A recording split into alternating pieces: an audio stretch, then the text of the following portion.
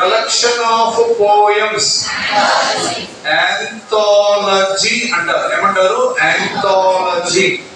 తర్వాత longest narrative poem ని ఏమంటారు? ద లాంగెస్ట్ నరేటివ్ పోయమ్ ని ఏమంటారు? చెప్పాలండి సార్. ఎపిక్. అయితే గుర్తుపెట్టుకోండి, ఈ ఎపిక్ ని విమర్శిస్తూ వాటిని ఎత్తి పొడుపుతూ సెటైర్ గా రాస్తే, ఏమైనా ఎలా రాస్తే దాని మీద సెటైర్ వేస్తే వాటిని మాక్ ఎపిక్ అంటారు. ఏమంటారు? మాక్ ఎపిక్స్ అంటారు. ఈ మాక్ ఎపిక్ మీద ఒక బిట్ అడిగాడు గతంలో. ఏంటి సార్ బిట్ అంటే? The Rape of the Lock. The Rape of the lock.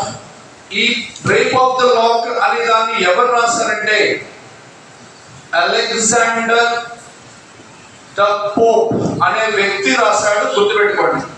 Very very important question. The Rape of the Lock ఎవరు రాశారు? Alexander the Pope. మళ్ళొకసారి, who is called father of English poems? Geoffrey Chaucer. The collection of poems, anthology. The longest narrative poem, epic.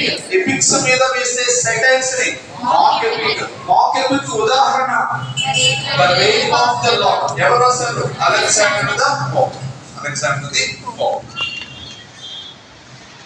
వాడు రాసిన poems, famous poems, వాడు రాసిన poets.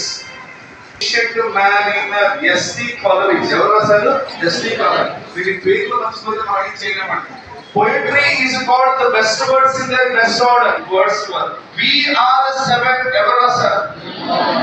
We are seven. ఎవరు? Composed upon Westminster's bridge. La Belle Dame sans mercy.